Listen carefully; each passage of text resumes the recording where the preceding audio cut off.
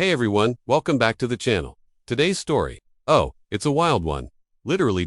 So let me set the scene for you. I live just outside a gated suburban neighborhood, right on the edge of about 100 acres of forest that's been in my family for generations. My grandfather bought this land back when you could get 50 acres for less than what a used car costs today. He built this cabin by hand, and after he passed, he left everything to me. Now, I'm not the neighborly, lemonade stand, HOA newsletter reading type. I'm a hunter. I fish, I hike, I mind my business. And I thought, foolishly, that the HOA next door would do the same. But apparently, minding your business isn't a clause in their covenant. So this all started about 2 months ago when I went hunting early one Saturday morning.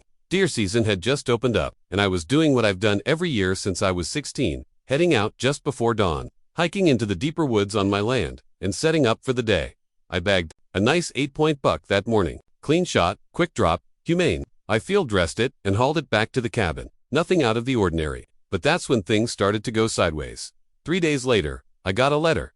No postage, no return address.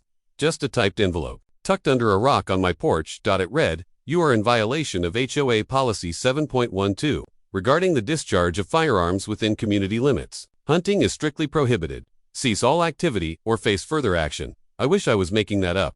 Now, mind you, my property is not part of the HOA. Never has been. I don't pay dues. I didn't sign their charter. Hell, I've never even been to one of their meetings. And most importantly, my land is outside the HOA boundaries, clearly marked on every plat map this county's ever printed.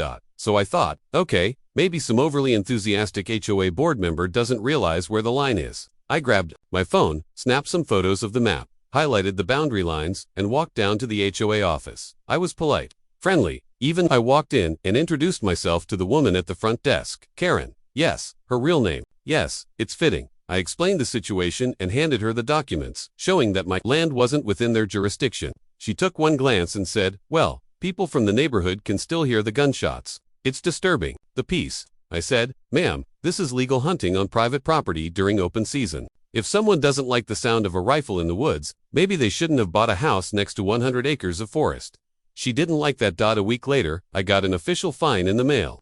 $1,200 for unauthorized hunting within HOA jurisdiction. Attached was a blurry photo of me dragging the deer back to my cabin. Now I was pissed. I contacted a lawyer, a friend of mine who specializes in property law, and he laughed. Literally laughed. He told me I was 100% within my rights and that the HOA had absolutely zero authority over what happens on my land. Still, I didn't want to escalate things. I figured this would blow over once they realized they were wasting their time, but they weren't done. 2 days after the fine, I noticed something odd. Strangers, people I'd never seen before, were walking through my property. Full-on, hiking groups, dogs off leashes, even a guy with a metal detector. Turns out, there's a trailhead near the back of the HOA neighborhood that runs right into my woods. I followed the path back, and sure enough, the HOA had built a trail system that extended past their property line onto mine. No permission, no easement, nothing. And based on the trash and footprints, they'd been using it for years. That's when the light bulb went off. So let me get this straight. I get fined for hunting on my land. But these folks can waltz through my forest with their labradoodles and trail mix like it's Yosemite. Yeah, that wasn't gonna fly. The next morning, I drove into town and bought 6 steel no trespassing signs, 2 trail cams, and a fresh padlock. I posted the signs at every major entry point along the trail, installed the cameras, and locked the old access gate I'd barely used in years. That same afternoon, I typed up my own notice and dropped it off at the HOA office, effective immediately. All access to the trail system extending onto my private property is revoked. Continued use will be considered trespassing and reported to the county sheriff. Any structures, signage, or maintenance equipment found on my land will be removed. I got no response, but the emails started flying. Neighbors I'd never met were suddenly furious. My inbox was full of messages like, "We've been hiking that trail for years. You're being selfish. The HOA has every right to regulate noise and safety in the community." To which I replied, "Then, stay in your community." By the end of the week, the HOA president, a guy named Tom, who always wears Patagonia vests and talks like he runs a Fortune 500 company, showed up at my door. He tried to play it cool, offered a compromise, said if I stopped hunting, they'd consider limiting trail traffic to certain hours. I told him, "Tom, you fine me for doing something legal on land you don't own, while your members trespass on my property daily. There's no compromise to be made. Trails closed. Stay off my land." He left angry. I watched him mutter something under his breath as he stomped off. And just when I thought it was over, they pulled one more stunt. All right, where were we? Oh yeah, So the trail was shut down, the no trespassing signs were up, and the HOA president Tom had walked off my porch looking like he'd just bitten into a lemon. I thought I'd made my point, but clearly, I underestimated just how petty an HOA can get when they feel like they've lost control. The first sign of retaliation came a few days later, literally a sign. I was driving back from town and noticed a new placard staked right near the property line. In bold red letters, it read, "Warning, private landowner adjacent to community may be engaging in unsafe activities. Avoid wooded areas. Report suspicious sounds." I stopped my truck, got out, and stared at it in disbelief. Suspicious sounds? What am I? A raccoon with a rifle? So I did what any rational person would do. I pulled out my phone, snapped a picture, then yanked the sign out of the ground and threw it in the bed of my truck. I figured that was that. Wrong. The next week, code enforcement showed up at my property. A county truck pulled into my driveway, and a guy named Eric stepped out, clipboard in hand. Nice guy, really just doing his job. He said there'd been multiple complaints from neighboring residents about loud noises, unregulated wildlife activity, and improper firearm use. I asked him if he had any evidence. He said no, just anonymous reports. I invited him in for a cup of coffee and a tour, showed him my hunting license, the state wildlife permits, the location of every game camera, and even the freezer with the deer meat properly tagged and stored. He took one look and said, "Yeah, this is all above board. Honestly, I think they're just trying to harass you." He left, embarrassed. So I thought, okay, they're trying to play the long game. Annoy me, shame me, maybe get me to crack. Not happening. Then came the real kicker. About 2 weeks after the first visit from code enforcement, I got a letter, this time from the county zoning board. Apparently, the HOA had filed a complaint claiming I was operating a commercial hunting outfit from my land. That's right, they accused me of turning my family's cabin and woods into some kind of backwoods safari business. Now if you know me, you know I hunt solo. I don't take groups. I don't rent out blinds. I don't charge people for access. It's just me, my gear, and the land. The accusation was laughable, but the zoning board doesn't joke around. They scheduled a hearing. I spent the next 2 weeks gathering every scrap of documentation I had. Old tax records, property, deeds, wildlife reports, photos, timestamps, cell tower data showing I hadn't had more than 2 visitors all season. My buddy Paul, a retired game warden, even wrote me a letter confirming my hunting activity was personal and legal. When the hearing day came, I walked into that small government building, dressed like I was going to church, because I meant business. On the other side of the room, Tom, in a sport coat this time, acting like he was about to testify in front of Congress, and 2 other board members who didn't even look me in the eye. The HOA's claim was weak, and they knew it. They presented a few grainy photos of vehicles near my cabin. One of them was the UPS guy, some noise complaint logs from anonymous sources, and a printed out map with a red circle drawn over my land, like a teacher grading a failing exam. When it was my turn, I laid it all out, clean, precise, factual. After about 20 minutes, the board chair leaned forward and said, "Mr. Wyatt, we find no evidence of commercial activity on your property. Case dismissed." Tom looked like someone had taken his favorite golf club and snapped it in half. I walked out of there feeling like I'd just won a courtroom drama. But the thing about people like that is, they don't give up, they regroup, they scheme. And sure enough, it didn't take long for their next move. I was walking the perimeter of my land one morning, something I do every few days, when I noticed fresh footprints around the old creek that borders the trail system. Then I saw it. A brand new wooden footbridge had been constructed right across the creek, leading back into the HOAS trail. Not only that, but there were little trail markers nailed to trees. They were trying to reroute the trail, still, on my land, just slightly off the old path. That was the last straw. I took photos of the bridge, then called the county sheriff. Trespassing is one thing, building on someone else's property, that's a whole new level. The sheriff came out, took one look at the bridge, and said, "Yeah, that's gotta go." He filed a report and told me I had full legal right to remove it. So the next morning, I grabbed my chainsaw. I filmed the whole thing, set up my tripod, rolled tape, and cut that bridge to pieces. It felt amazing. Like chopping down years of entitlement and red tape in one go. The final plank snapped and tumbled into the creek, and I stood there, hands on my hips, grinning. Then, I uploaded the footage to my channel, titled it, "Dear HOA, Stay Off My Land." It blew up. Thousands of views overnight. People from all over commenting stuff like, "HOA, trying to act like it's the FBI.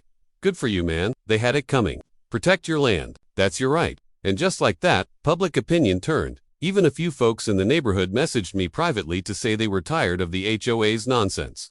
Apparently, I wasn't the only one they'd harassed. My video just gave people the nerve to start pushing back. But I knew this wasn't over yet, because there was still one more play the HOA hadn't tried. one that would take the feud to a whole new level and put me in a position where I had to decide just how far I was willing to go. So, by now you've seen how far the HOA was willing to go. Bogus fines, phony complaints, rerouting a trail like it was their God-given right. You'd think after the county sided with me twice, they'd call it quits. But no, they had one last ace up their smug little sleeve. About 2 weeks after I cut down the unauthorized footbridge, I got served, literally. A guy in a windbreaker showed up with an envelope and said, "You've been named in a civil suit." I thought it was a prank. Inside, a full lawsuit filed by the HOA for damages to community property, harassment, and interference with recreational access. I swear, I thought I was being punked. They claimed I'd destroyed a public bridge, had intimidated walkers and joggers with threatening behavior, and get this, that I'd deliberately posted misleading signage to make residents afraid to use their trail. Now, if you've been following this story, you know how absurd that is. I didn't threaten anyone. The signs were legal. The bridge was on my property. But this lawsuit, it was real, and they were demanding $50,000 in damages. That's when it got personal. They weren't just trying to annoy me anymore, they were trying to financially break me. I called my attorney again, same guy who laughed at the original fine.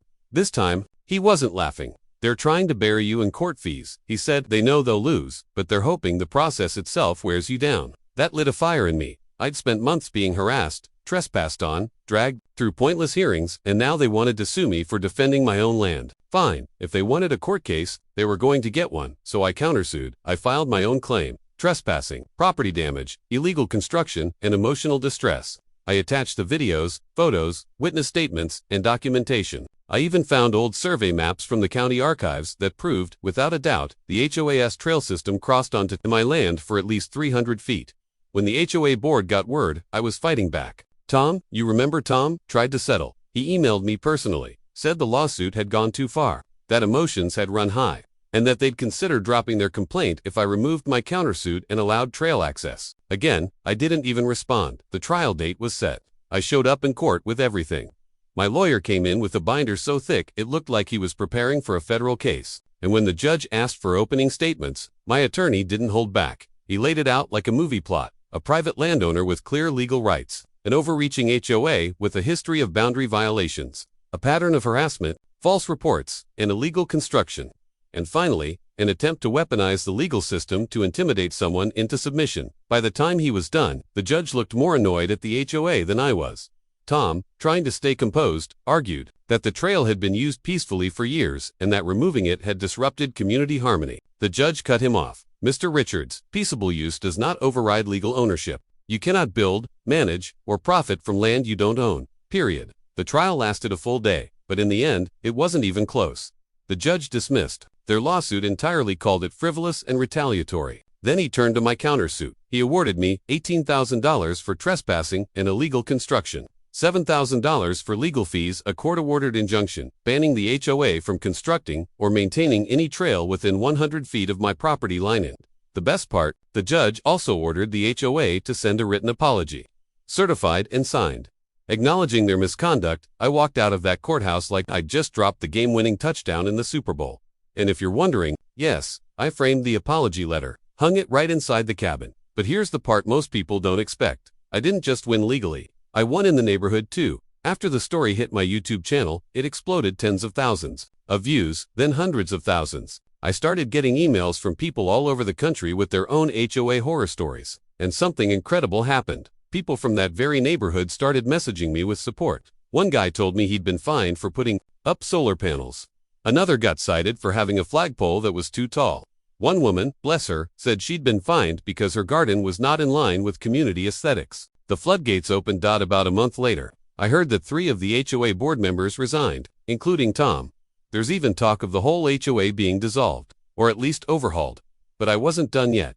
I took a portion of the settlement money and built a proper fence along the full border of my land. Nothing massive, just a clear, firm message. I even had a custom metal sign made: private property, protected by law, and one stubborn hunter. And now, I hunt in peace. I hike in solitude. And not a single HOA hiker has crossed that line again. So here's the moral of the story. If you made it this far, don't mess with people who mind their own business, especially when that person owns the land you think you control.